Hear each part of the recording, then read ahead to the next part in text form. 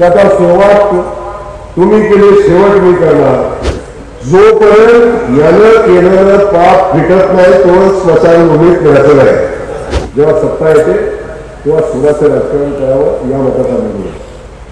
अनेकांनी मला त्रास दिला, अनेकांनी मला आपण सगळ्यांना बोलले, म्हणजे ही निवडणूक व्हायच्या आधी अगदी महिनाभर जे तुम्हाला बोलवलं गुन्हा दाखल करून आज टाकता येते का ह्याचा प्रयत्न केला होता.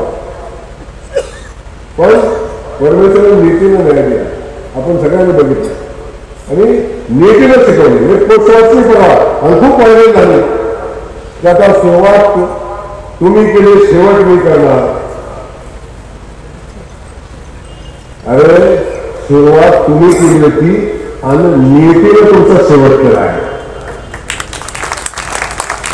नीतीने शेवट केला, कधीही विश्वासात नाही. अरे ज्या अजितदादांनी उमेदवारी जाहीर केली, अजितदादांनी तिकीट जाहीर केलं, ते तिकीट नाकारून यायला लागलं जायला लागलं कन्फ्युजन.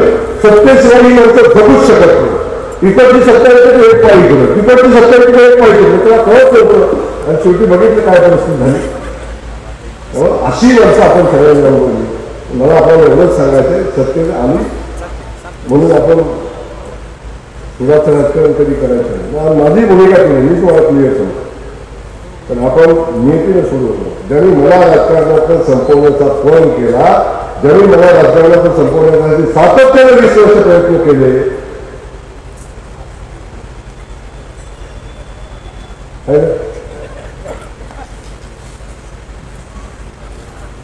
मी माझ्या कशासाठी यमाला प्रमाण काढले. यमा देवाला काय काढलंय?